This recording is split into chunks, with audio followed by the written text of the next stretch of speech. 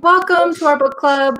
I'm Mandy, and we have Alana and Tommy. We make up Near Mint, and today we have our guest, Kat Fox. Yay!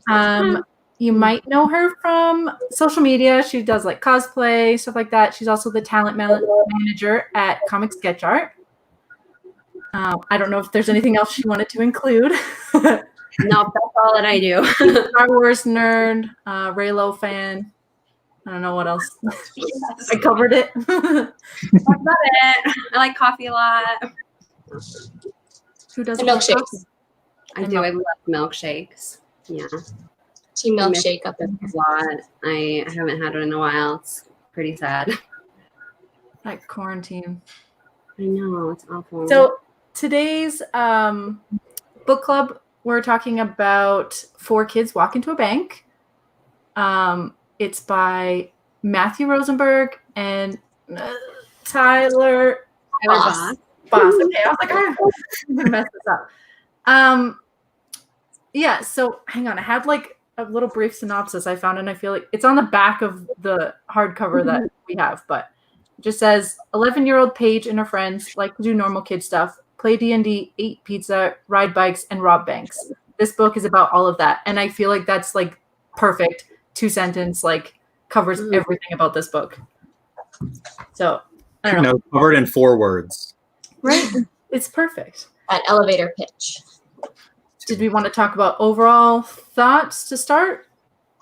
For sure. If you're watching this live, we can see your comments, so make sure you comment down below. We want this to be a discussion. And if you're watching this later, if you comment down below, we'll try to respond later on. But we do this every week, so if you want to try to catch us live, make sure you check us out. For sure. So first thoughts on this book. So I read this actually at Kat's suggestion like 2 or 2 years ago.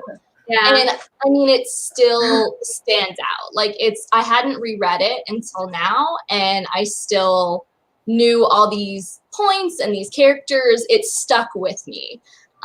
So even at that like core level, I think this is just like a great book. If it's not like the genre for you, or it's like not your favorite thing, I think you'll always like, this is a book that you'll come away with like an experience, you know?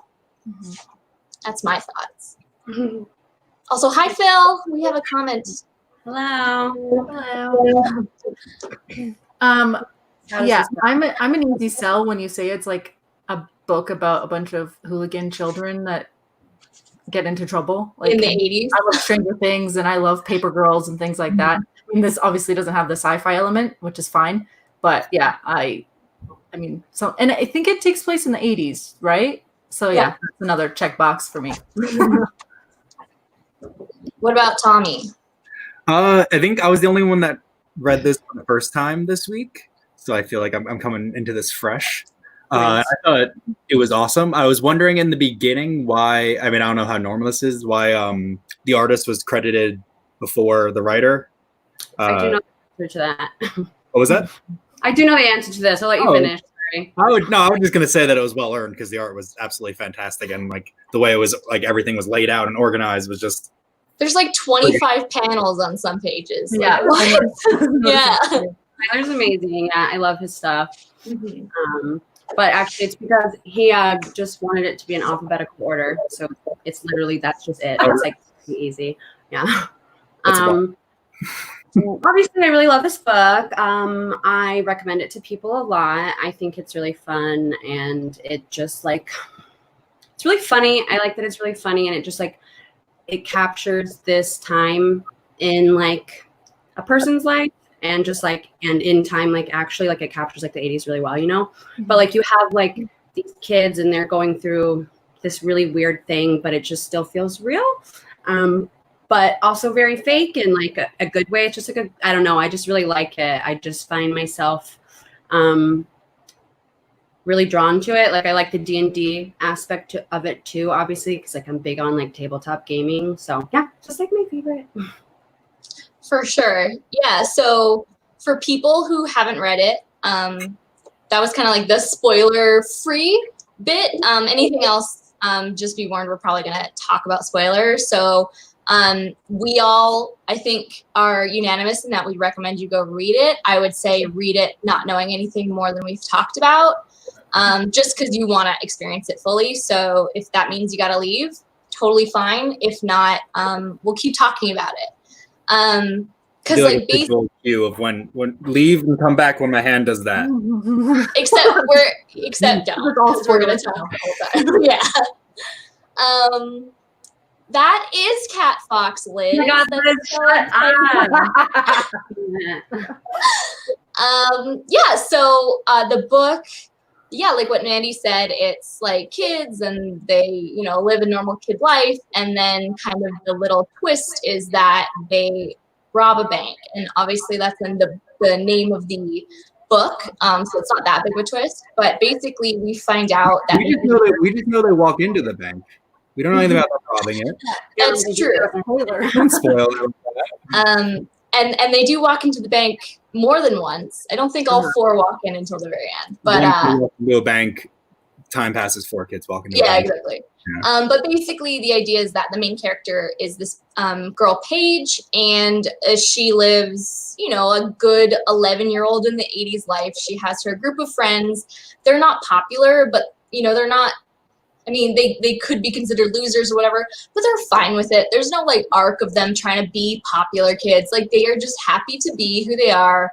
So you do see them going through life with some bullies and some, like, normal kid problems. But then pretty quickly, we figure out that Paige's father and his friends maybe aren't the best of people. Meanwhile, her uncle is on the other side, and he's like a detective or a police officer. So basically, she finds out that her whole world could basically collapse very quickly, and she likes her world. She likes her friends. She likes the city she lives in. And in order to kind of save that from happening, her solution is to commit a crime before her father and his friends can commit the crime. So that's kind of the overall arc. It's all held within this one book. So it's absolutely like, it's just like a graphic novel. It was originally published in single issues, so it is a comic book in that sense, but it's not ongoing, which is quite nice as a recommendation. I always like to have those complete stories. For fill in the comments, absolutely, you can get this on Comixology.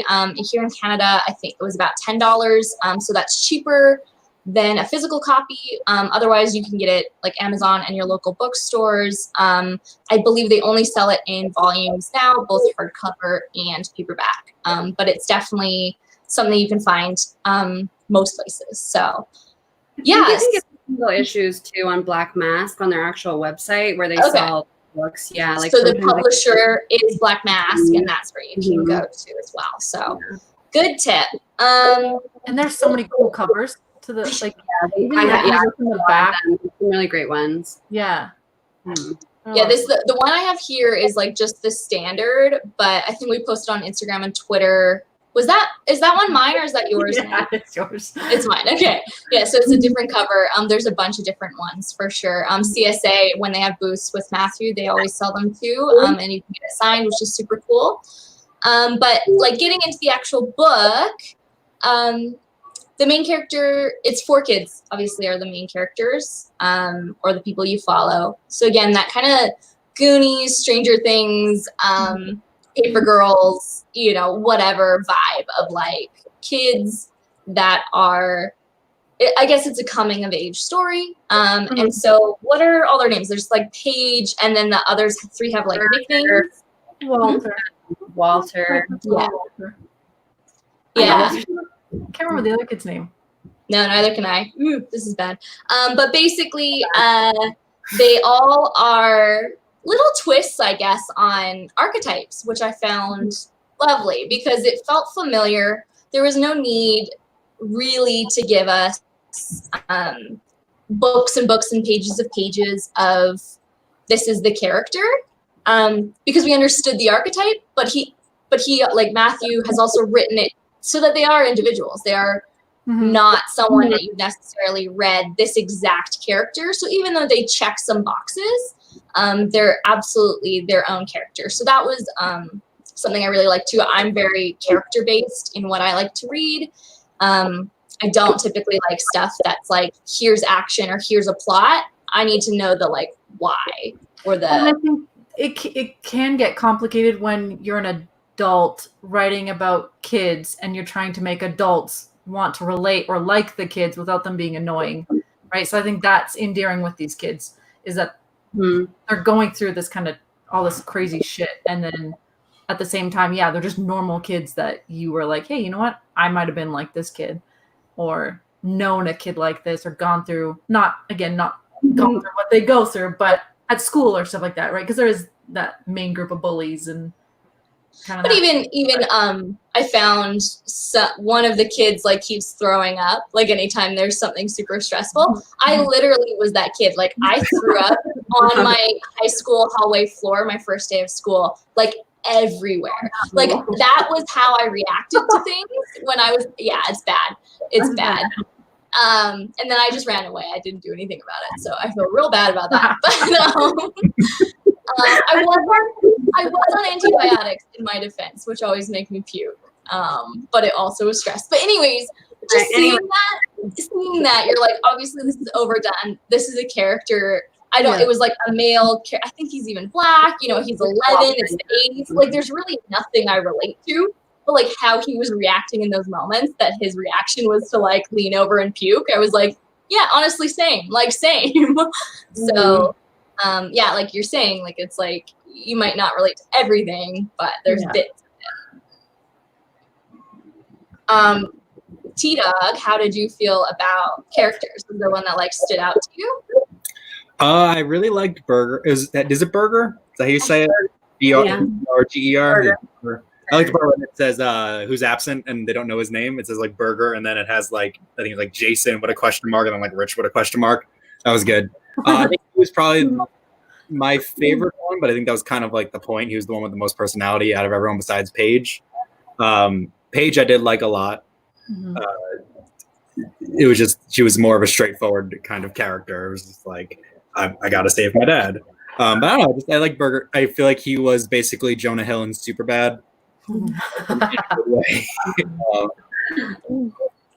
think the characters were all great. I liked how they were characterized in the beginning with their like in the beginning of each chapter with like their little like avatar type person, no matter whatever chapter it was beginning with. It was always different. I thought that was a really fun way to kind of introduce the characters because it is very much like personality driven, as we said. So introducing them each chapter with these things that aren't them, but also are them, the little like tiny boxes that explains each one. It's a good way to kind of show off how these characters actually act and react to things and make it not based on what they look like. Because that's kind of, I think modern day, it's a lot like Stranger Things. They don't really do this as much. Like the characters aren't really created based on how they look. But back in the day, usually you'd be able to just kind of eyeball someone and be like, oh, they're going to do this. They're going to do that. So I like how it starts with not them, because it gives you kind of a better sense of who they actually are, because you don't know. It's like The Voice, but for comics, I guess. That was one of my favorite parts about it was that by the end of it, you knew the characters like mostly based on how they react. Like, you almost like knew them as your own friends because you've gotten so in touch with each one of their reactions. And I like that. The D&D aspect was a lot of fun. Like you were mentioning, like at the beginning of the chapters, but then even like when they introduce the bad guys or whatever, they all have their stats, and like I thought that was clever. I like that. It's like the idea of using a medium like this, in which we all have, like, we know it's a comic book. Like, there's no kind of breaking of that fourth wall or like breaking our, what's it called? Like reality, right? Like you're not, when you watch a movie and something weird happens, sometimes it like takes you out of it. In comic books, it's like we're always out of it. Like, yes, you can absolutely relate to things, but it's kind of the point of the format is totally different. And so it's always nice to see when they utilize that in different ways, including like that. Like they can just do like a quick little like name, age, favorite color, like, you know, like whatever they want to put on the page to give us whatever. Like it can be for tone or character or whatever. So for sure, it's like a great We just like this book, okay, guys? Good book. Yes. I mean, I think I understand why, Kat, you recommend it to a lot of people. Not just because of like what it's about, but it is because it's just kind of compact in its own story, and it's not a superhero story. It's not like you don't have sci-fi fantasy aspects. You could hand it to anybody, and they could find something. You know, it's easily enjoyable, easily like because you aren't stuck to just like a genre, right? Where someone might be like, I don't want to read about aliens, or I don't, like my friend keeps recommending me to read Paper Girls, but I don't want to read it because I don't like sci-fi or something, right? Like this, I feel like is simple in its plot, right? That then, and like, I could give it to my mom and she'd read it or something. You know what I mean? Like it's easy to recommend and easy to like. I think it's a good gift book. I've learned too to gift it. So. When in doubt, here you go. Because it's 5 issues, right? And like I feel like even a lot of standalone series tend to be like 6 to 12 if they are going to be a short kind of quick thing. So that's even nice. But it didn't feel too short either. I feel like they feel the length and like it like pretty well too. Like you don't really have, you might have a couple questions. People have a couple questions like when they come by the booth, but it's usually just like what happened to Burger, and you're like, what happened. He was busy that day. Yeah. There was something going on. He had to go somewhere. But so. Yeah, something that we talked about last week, because we read a like slice of life manga that like was made for women, like adult women or like women in their like 20s and 30s. But we were kind of talking about how you couldn't like flip the characters and have them be male or like another gender and have it make sense. And even on like the flip side, like you'd never even see anything like that marketed towards men. And so, and that's fine. We can talk about the differences. But what was also cool about this book is that like a character like Paige, like it wouldn't have mattered what gender she was. She was just a human being. And it wasn't, you didn't ever feel like the writer was trying to be like, look at this strong woman, or like, oh, she's a woman, so it's blah, blah, blah. Like really the only thing is her name is a typical female name. And then like the bullies call her like a lesbian or something, like those are the only things that are related to gender. And then just stuff like, her friends are dudes. And like, I think every other character is male, but it's just, I always like to see that, it's always cool to see like, when people are written like people, especially an 11-year-old girl, you don't often see that. So that was like a nice little moment too, is that, Paige could be named John and nothing would have changed about the story, right? And so I quite enjoy stories with that. It's a nice little mix up. Did we is there anything that you feel like you learned from this, or like, is there any kind of like words of knowledge you would pass along? Like, don't rob a bank. No, Probably not. It will never end well. Yeah. So I guess major spoiler warning here. They end up robbing the bank because otherwise the father basically would have to, because he's like an ex-criminal. And he owes these people his money, his life, all these things. And they basically said, if you do this, we'll let you go. Like you're done forever. And she kind of figures it out, and she kind of realizes or at least perceives, I mean, she's 11, like she's coming at this with a different set of knowledge than we maybe know. She figures, okay, well, if I tell the cops he's going to go to jail and my life will change. If I don't tell the cops he's going to do it, and that either means he's going to be successful, in which I'll have to move. And I know this because she found a passport, like with a new name, or I don't know. She basically knows that that's the plan, is if he does this, then they're going to move towns and start over, which makes sense to him as a grown-up who has lived this life. But to her, she's like, no fucking way. But then it's like, okay, so do I tell the cops and have him get in trouble? do I not tell the cops and have him successfully do this and we leave? Or do I not tell the cops and have him do this and maybe get hurt? And to her, she kind of figures out that his like friends, his henchmen, his ex-partners are idiots. Like they best them as 11-year-olds like 2 or 3 times before the actual bank robbery happens. And she's like, bro, like if I can do this, I'm better off robbing this bank before you do it, because that's going to save dad, in which it'll save my lifestyle. So it's both selfish and it's to save her family in her perspective and like the version of her life that she loves. But in the end, I mean, she's robbing a bank, and it ends up being a violent crime and things happen. And like most major spoilers, there's like death and people end up going to jail and things like that. So in the end, there's like a disruption of her life anyways. So it's kind of a, like almost a reverse coming of age, because a lot of coming of ages, you'll see characters go through things and maybe be shitty people or make mistakes or have those growing pains where you don't know what's going on and you maybe make the wrong mistake, like the wrong choices. And typically in those stories, everyone makes it out okay. And so I think, I guess something that I really loved about this is that it's almost like you don't come about it feeling negative. Like you don't, it's not like a Black Mirror episode where you're like, oh, my life, like I'm going to go cry in bed. But you definitely like go, oh, wow, like this is truly like consequence of actions. Yeah.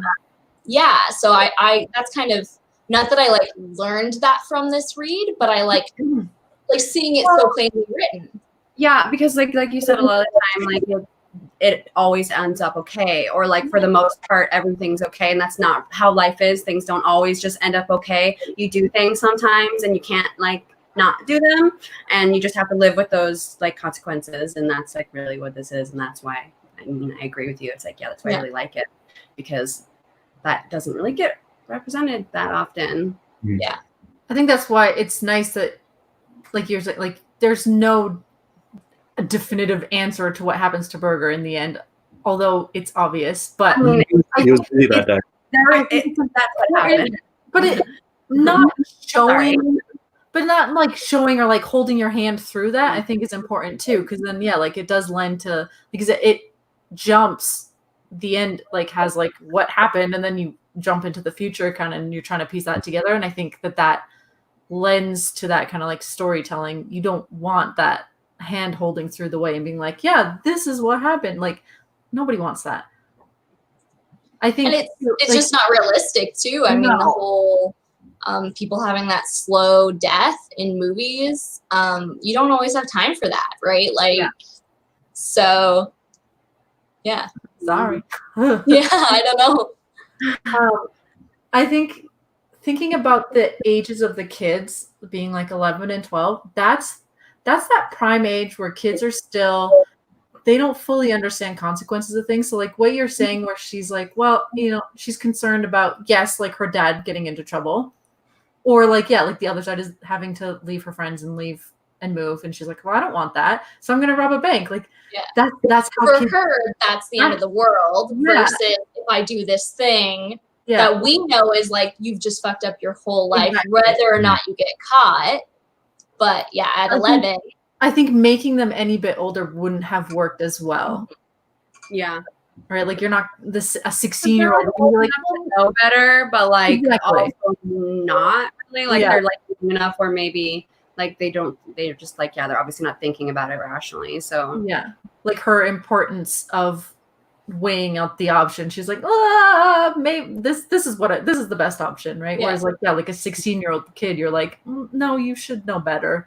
You know what really will happen, where you can kind of give her a bit of a like, well, okay, she is 12. Like it is what it is, but I don't know. I think you see that too in like her kind of decision process throughout the story. And I love the part where they're like each kind of trying to, I think like Walter's like building like the chemical, like putting chemicals and stuff together to try to like Yeah. how they're going to break into the bank. And I just think that's cool. Like, it's fun seeing the kids try to piece together, like, maybe through like movies or what they may know of the world, which is not much at 12, but like that's their idea of like, you know what, this is how you're going to rob a bank. And surprisingly, I mean, they get It's like far sleeping enough. gas or something. You're like, Yeah. what? Like, who would think of that They're nerdy as kids. the first thing, right? Yeah, a kid that plays D&D who's 11 years old, like that too, Yeah. for sure. So with like all that being said, 11 is a minor. That is someone that, in the justice system, in most of people's eyes, absolutely at it like pretty early. It's like 6 years old. They start considering you to know the difference between right and wrong, but you might not have a full grasp of consequences, like you were saying, Mandy. So I'm just wondering your guys' like opinion on, do you think that her dad and her friends' parents and like the family and the adults around them, do you hold any of them responsible? In a way, I feel like it's easy to hold somebody, especially like a parent, responsible for someone else's actions. But when you also give that individual so much freedom, you can't really be responsible for everything that they're doing. I mean, like you should, but there's also like, I'm not a parent, you know what I mean? Like, I don't know how to parent. I'm not going to like say that I do, but like, I know parents and like, there's like a very delicate balance between like how much is like too much to push and, getting what you need to and like making sure that your child is like doing what they're supposed to and like safe and stuff. And it's like, you don't really see obviously any of the parents besides Paige's dad. And like, I feel like he does a pretty crappy job, but he also is obviously a kind of crappy person that's trying to not be crappy. And that's also like a whole other thing. So, like Widowed. I don't know. I guess. Yeah. Kinda. Because like the thing is, like, if you think about who he is as a grown-up, what would he have experienced as a kid? Likely he's given her, if he was like a number 0 on this ladder, she might be at like a level 4 now. But like we're all sitting here at 10 being like, how dare you? But like to him, he's like, I was at 0. Now I'm doing great by her. And he is compared to his thing. So it's like, yeah.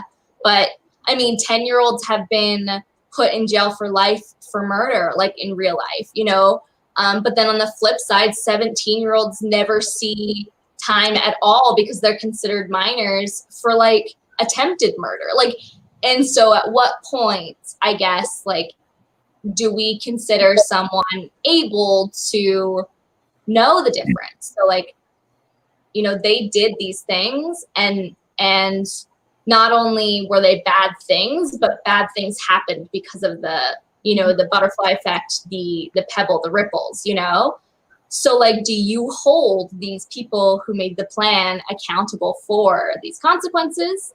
And then it's like, well, they're 11. So then are they old enough? So I'm just, Mandy, you're a parent. I know he's younger than this age, but like, what's your thoughts on that? Your son bank. What do you do next? Your son, Jackson robs the bank to buy Beyblades. That's the thing. I was like, I feel like some of his thought processes, like he's a good kid, but I'm like, I wouldn't put it past him to think that if he was thinking he was helping us, right? Yeah. Thinking about how he feels about like us or like other people that are important in his life, if he truly felt that he was doing something that was like going to help someone from making a bigger, issue out of something or a bigger problem, I do think that in his little 7-year-old mind, he thinks he's doing the right thing. Right. So, I mean, I think he's older, I'm sure. If you think about it, even like, what is it like for, like murder is like the most you can go to jail for the most part. Like obviously if there's multiple crimes, but if you commit one crime, what is it? 25 to life is what they say. It's like, well, we're all slightly over 25. Like I'm 27. And it's like, like even me imagining every moment I've ever lived from this moment on, and then like that exact amount of time in prison for something that could take like 2 seconds of thought or even a split section decision, you know, like that's hard for me to conceptualize, let alone, yeah, like a 7-year-old or a 10-year-old being like, not only is this going to affect me and my family and my friends, but this is going to affect like all these bank tellers could have PTSD. Like, can you imagine being a cop and being called and being like, there is a armed robbery happening? Like the domino effect of that. Like you just, how would you even, I wouldn't expect an 11-year-old because it's like, hey, if you do this thing, you know, Jackson, hey, if you don't eat dinner, you don't get dessert. Okay, well, that's like in half an hour.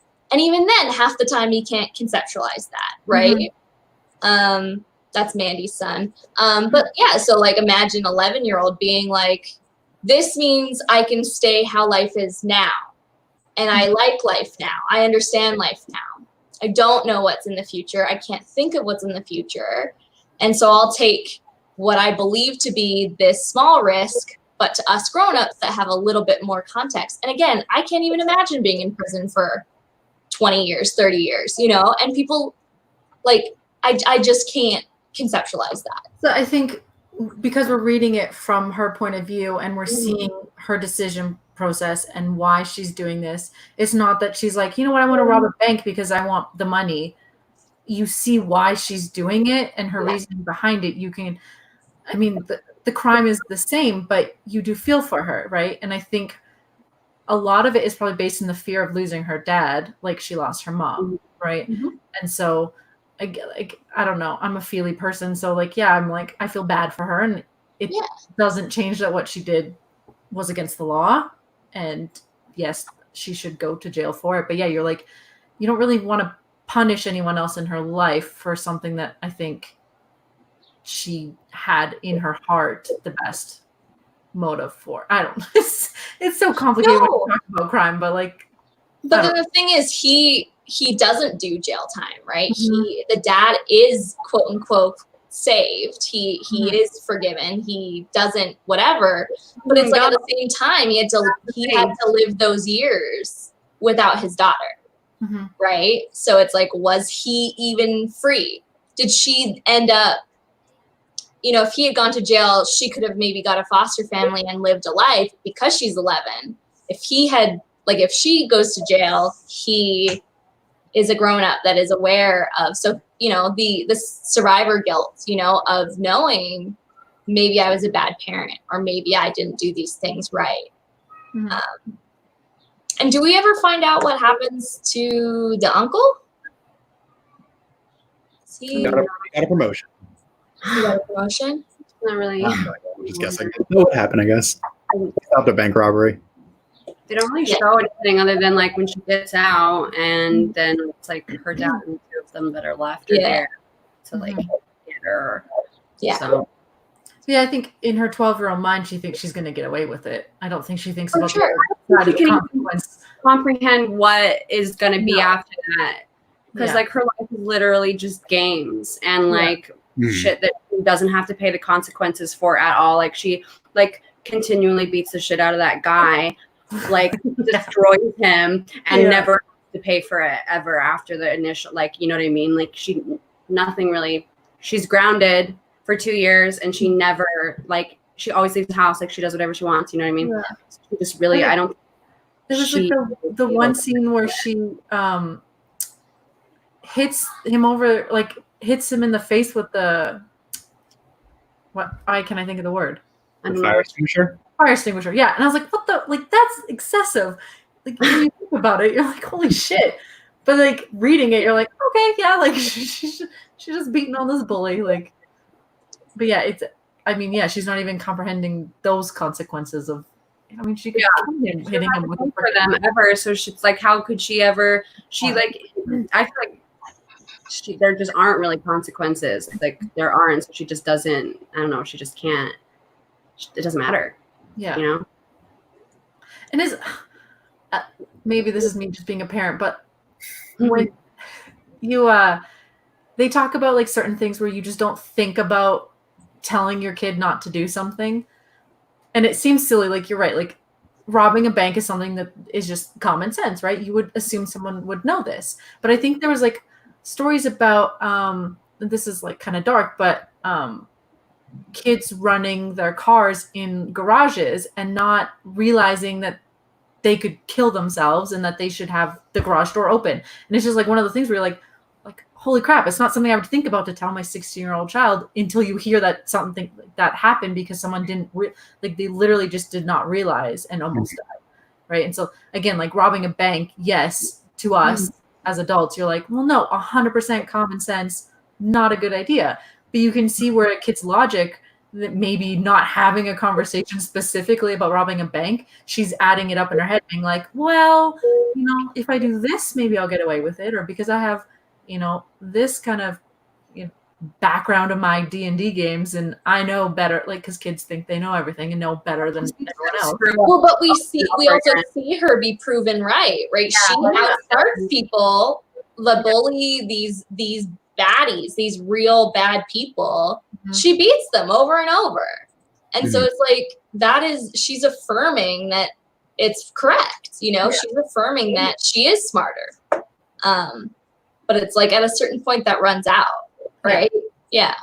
She's pretty fearless too. Thinking about these criminals that she's dealing with, and she's just like, you know what? I'm just gonna light this guy on fire, run on, keep going back into their house, and fucking. She's just so reckless too, and like I feel like when I was younger, I wasn't like lighting people on fire or anything like that, but like I wasn't very tame. You know what I mean? Like I was like pretty awful, and like did a lot of like just like.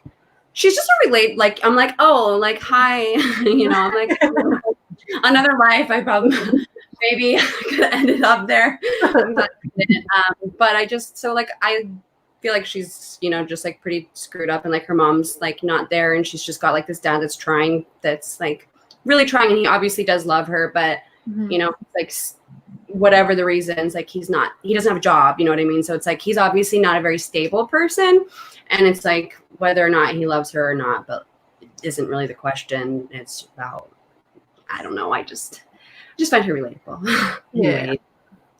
Which is what the reason we like media and we like art is either because we see a reflection of who we were, who we are, and who we could be, either, if we took this path that's bad and this path that's good, right? We can see the, oh my God, like, this is how shitty life would be if I did these things, but we can also see the ideal person.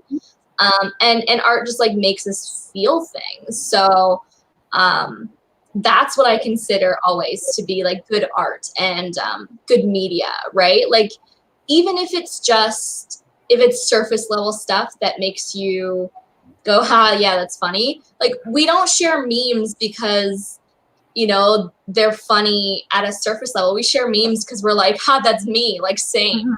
Like what we relate to is things that we relate to. You have to see yourself or someone else in it, whether that's a version of yourself that is true or not. And so, like, we like movies with certain characters, and there's a reason that, certain video games have done well and certain things have done well. And it always really comes down to, like, how it makes us feel. And we are all, like, vain, like, and I don't mean that in a bad way, but again, it's like, if you can see something that feels like you, you're always going to like it. And so, yeah, I think that, what Kat was just saying about Paige in particular, but we even started this chat with that like these characters are both these like cliches of the 80s that have been written, well for a modern retelling of like 80s tropes, but they also are reflections of the good and the bad and the alternative and the dark thoughts we've had and the good thoughts we've had. And so stuff like the dad, maybe that's our fear, as if you become a parent, that you're going to be that parent, that it's like, is love enough? And in his case, I mean, depending on what you define as enough, like, he didn't keep her out of jail. But he loves her, right? And not everyone even gets that luxury. So, I mean, I'm just going to keep saying this book is very well written, especially when it comes to those feelings of the characters. It's almost like there doesn't need to be a plot. Like the plot drives the characters don't drive the plot. I don't know. Like it does. But like if there was no plot, you would still be interested in reading this. But luckily the plot also is great. Like it's simple enough. The concept is there's kids that need to rob a bank, you know, and the reasons are XYZ, but that's it. And that's enough. But it's so much more than that. And I'm just gonna keep rambling about how much I liked this book. Kat, good rec. And it was easy when Kat was talking about recommending. I was like, yep, like because you want more people to read it.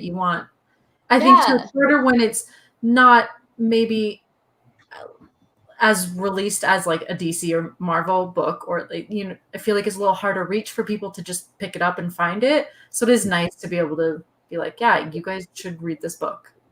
This is why. Yeah. I feel bad that I hadn't heard of this before. I knew the things, but now I feel bad. But now I'm very happy that I found it. So it's worked out really well. Well, and Tommy has a master's degree in English, so he's super smart. Actually, Kat, you have a degree in English too, right? Just kidding. They're super smart. We're employed. Take that with math degrees. Yeah, take that, people who don't have degrees who also have similar jobs. But no, it's just I always like to hear your guys' perspective. Normally Tommy, but also Kat in this case, because I mean there is value in education. I'm not discrediting that. And the things that you guys get taught to look for in English, and you understand how things are written, and you understand the purpose between stuff. So I always like to hear what you guys have to say about stuff, because it's almost like you can see it both at this like iceberg level and at like this level, you know, which is important. I think it's hard to read things that are only this, and it's hard to read things that are only this, right? So there's certain books that we were talking about this last week. Like I would never, to someone who's barely read or never read a comic, be like, here's Watchmen, read this. Even though it's great, it's hard. It's a hard read. It's a hard comic book. It's a hard novel. There's weird concepts. It's like a particular taste. So absolutely, if you're interested in it and you have some experience and you're ready to like dig in and experience Watchmen, please read it. Like just absolutely do. But whereas this book, you can read it at the surface level and go, that was a good book. Or you can really like get in the meat and potatoes or whatever they say. So I like that it has those levels, you know. And then I like to read a lot of, you know, bullshit webcomics, manga, slice of life stuff that is more meant to be kind of just this. And that's absolutely fine, but you kind of get sick of it. You don't, those things go in one ear and go out the other. You know, I do it with like contemporary romance. Mandy knows. Like I have all these books that have like this exact same cover, and they're written by the same 5 people, and I love them. I have all the hundreds of these. Yeah. It's like a Hallmark movie. You know how you can make, I have a bingo sheet for Hallmark movies, but you know, we make jokes about how it's like hit this beat, hit this beat, hit this beat. That's great. Absolutely. That still can be great media. I still buy these books. I still love these books. But there's just something about just like a good book that has both that I really appreciate. So again, this book's amazing. I need to stop talking because it always just ends in that sentence. It's really good. I do it all the time. I had a whole English thesis statement in my head about this book that I wasn't going to drop because it's the most insane thing. That's where I go every time I read a thing where I'm just like, ooh, this shows off like the fleeting innocence of youth and all that shenanigans. I had a quote prepared in my head by Maurice Sendak. You guys aren't ready for that. That's a dumb thing. I think that's required now. I think that you need to have a thesis name for every book you read. Well, I forget the exact quote it was something like when I was young, I knew horrible, horrible things, but I told no one because it would terrify them. It's like something like that. Hmm. I feel like I'm gonna start turning into that Charlie Day It's Always Sunny thing with the. But I was reading this, I realized that everything they got away with because they were kids. There was always some kind of like mumble of like, oh, it's a kid or something like that, and then, like that's why she was able to burn that guy half to death, and that's why they were able to get away with the bank robbing to begin with. Everyone just immediately said like, oh, this is a kid.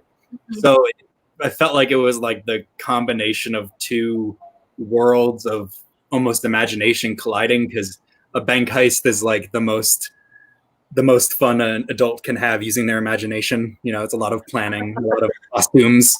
And that's clashing with a Dungeons and Dragons type imagination. Go to conventions, dude. What was that? Conventions are planning and costumes. Don't rob a bank. Fair. Okay, yeah. Instead of robbing a do right. Right. a convention. Hi, Wesley. Was that Wesley? But it felt like, it felt like it was just like two worlds colliding, and neither world quite understood what it was getting itself into. So these adults just were like, oh, these kids are just playing pretend. And then it's like, oh, I'm gonna light you on fire. Or like, oh, like bank heists aren't a problem. We have squirt guns. And then one of them gets shot, and then the other, and then immediately like, I mean, I'm assuming that was the big climax turning point, was someone getting shot, and then Paige is able to be like, oh, like I'm a part of this world now. Yeah. That's like the moment her innocence or idealism of what this could be died, and all of the rational things that us as grown-ups know kind of came into her head, and she's like, I'm 1 foot in the door. Do you keep going in, or do you go back out? You know? Yeah, it was like that was the ultimate clash of the two worlds that had just been kind of like rubbing against each other the whole time, not actually like fully intertwining. And yeah, I liked that.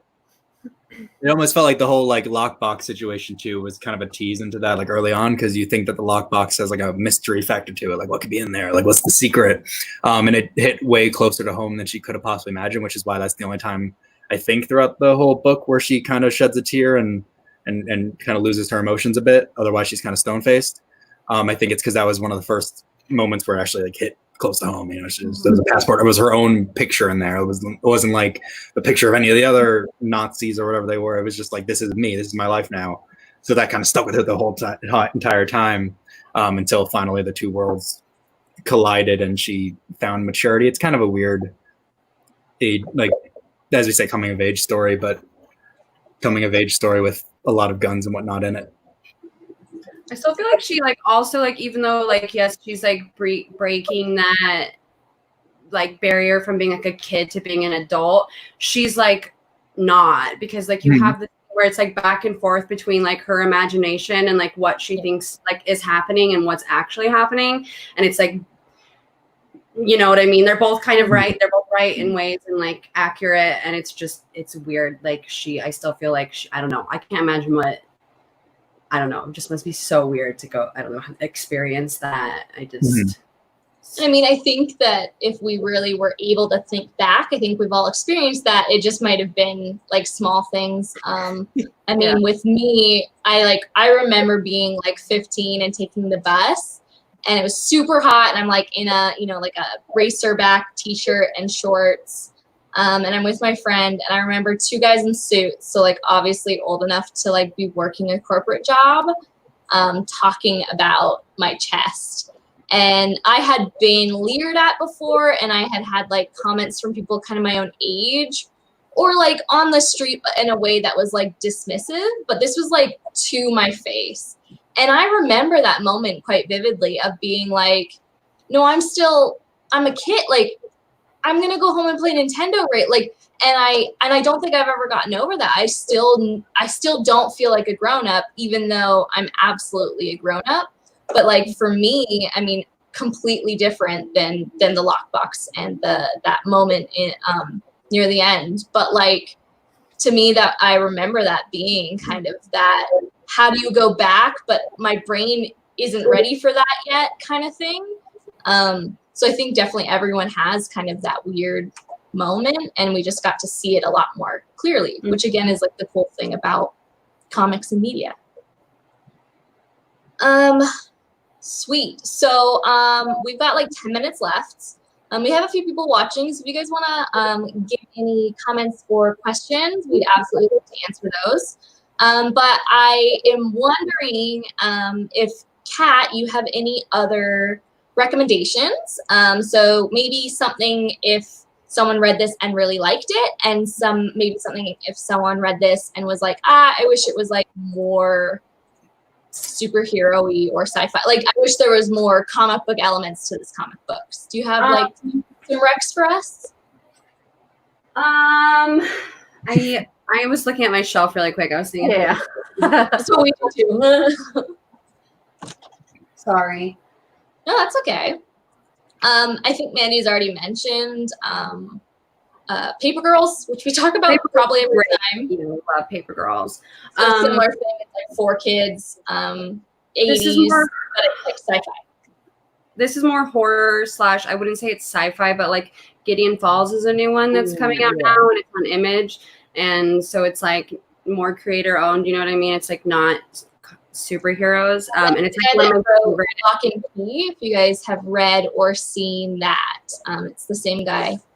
And that's like one of my favorite ongoing like comics right now. I love that one. We did a honestly, rec of that one too. Comics is really good too.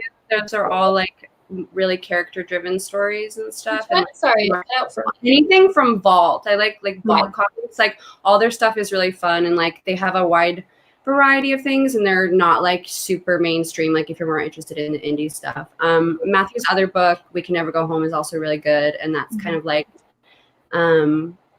more superhero-y because it's like about these kids who have powers. So it's kind of like he wanted to write the X-Men, like pretty much. So it's like before that, essentially. So that's like more. That's an independent book that's also kind of like comic booky, like what people probably think comic books are. Yeah, I just love Vault comics though too. Like seriously, and like all the stuff from them is great. Cool. Awesome. Anything from Tommy or Mandy that if you liked this book you might like? Anything? Any media? Anything? Guys should have been thinking when I was talking. Yeah. I mentioned Paper Girls earlier. That would be, I think, the big one. Aside from like, yeah, like it doesn't have the sci-fi aspect, but it's the same, like kind of like 4 kids that are, I think they're 12 as well.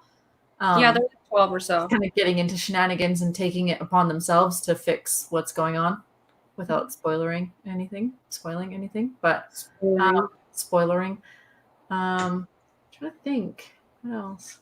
I have one that I think you would recommend, but it's a novel and nobody's going to be shocked by this. It is obviously a novel and not a comic book. It's super massively long. There's the new movies you can absolutely watch. I haven't seen the movies. I can't handle horror movies, but the book, quite good. So same kind of feel. It's kids and their relationship, and it's kind of them versus the adults who don't believe them. So the adults are almost like passive. So they exist, but we're not really concerned about them. And it's like a coming of age. The book itself has like a weird moment where they come of age all together, which is not in the movie. Moving on. But anyways, it's a good, if you liked this, you might like that. Way more horror, but same kind of vibe. And then the other thing is, I don't have it nearby, is, and I recommended this on Near Mint just a few weeks ago, Tales from the Loop. So Tales from the Loop is by an illustrator. It was originally just these like beautifully illustrated pages. He eventually made it into kind of like a illustrated with bits of prose. So there was kind of a story. And then it turned into a D&D campaign. So Mandy and a few other of our friends are working on it. Matt over there is fist pumping because he's our DM.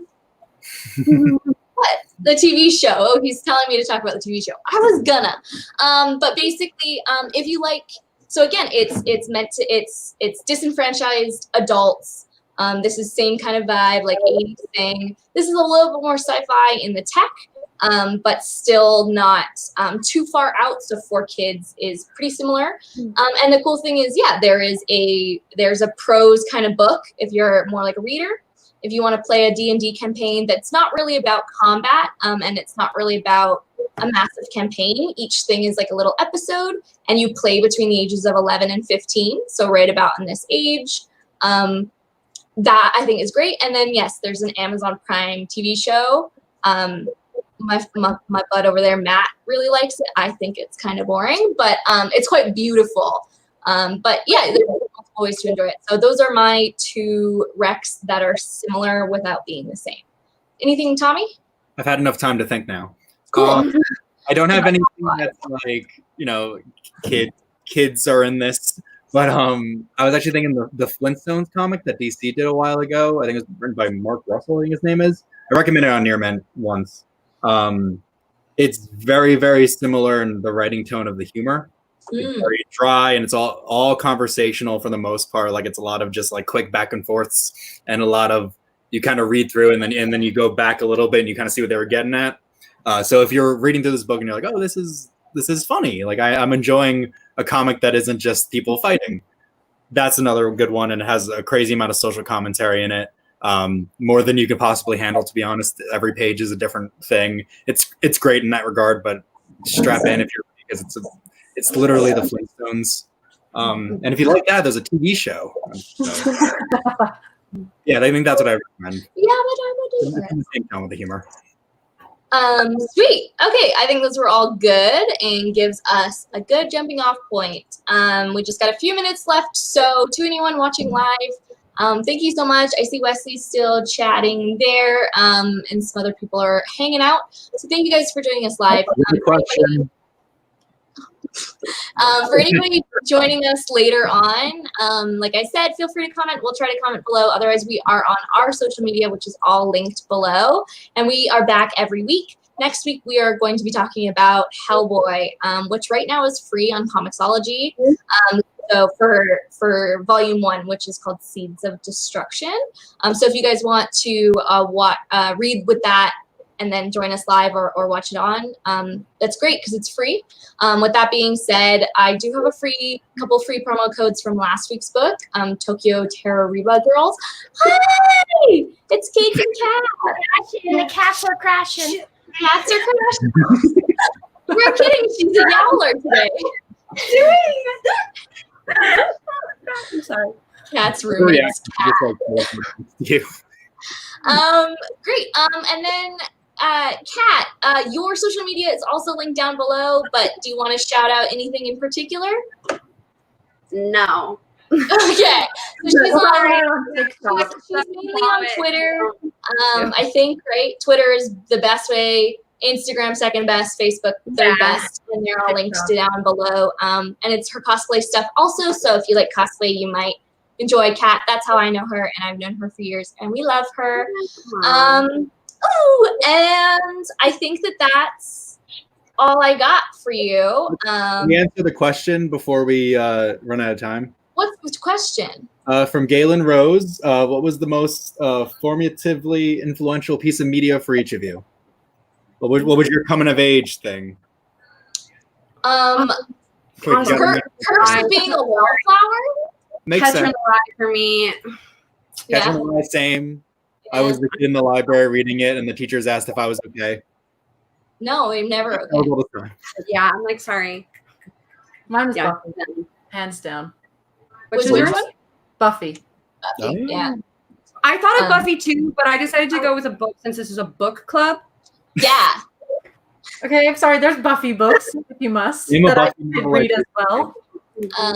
He said media. He didn't say book. I know, but I made the choice to go for Yeah. a book. I'm trying to think. I feel like that. I mean, it's awful. I was way too young to be watching it, but I do feel like it shaped a lot of my views of things. I feel like that's the first lesbian I encountered on TV Yeah, or like that. was Like, age, right? Good shape Never me a forget lot. your first lesbian. So I feel like in general it taught me many things that I'm like stuck with me. Silly, but No, Yeah. it's not. It's the same way. I have a Buffy tattoo, Mandy. I'm Yeah. obsessed with No. Buffy. Like, I I for thought sure. I was convinced I could grow up to be a vampire slayer. Like I was like, no one could tell me otherwise. I was like, no, you guys just don't know. They are there. Like, but no, like That was me and Harry Potter. Like I literally was like, they all wear satchel backpacks instead of like 2-strap backpacks. So mom, can we buy a satchel back? Like literally shaped my life because I was like, that's why I haven't gotten my Hogwarts letters because I have the wrong backpack. And it's like, anyways, I'm still waiting. Hogwarts, if you're watching this, I'm ready. I think that's a really good question. That's something that maybe we could write an article about too, because I could talk about like the Green brothers, like the Vlog brothers, and by extension, John Green's books, like Looking for Alaska. That they have taught me so much about thinking complexly. That like that's influential. And then The Little Prince is one of my favorite books. Super surface level, but then the more you get into it, the more like it just like unravels. And I have like about, I don't know, 6 copies of that book. Another one for me was Ender's Game, because that's like another coming of age with huge consequences. So I think that's a really great question. Thanks for dropping that. If you guys do want to see more Kat Fox, we are already planning on having her back because we love her. But we also want her to write for us. So maybe bug her on Twitter. But she is in the process of moving, so she doesn't have a ton of time. But still bug her now. She's writing it. She said she's writing it. So we're all gonna hold her accountable. And if you don't see an article from Kat soon, dox her. No, I'm just kidding. Don't dox her. You're moving. What does it matter? No, I'm just kidding. No, but we're gonna have Kat back soon, so don't you worry. So yeah, make sure you're following her and us down below. And that's it. Happy reading, I guess. Bye. Bye. Mandy, give us a sign off. no.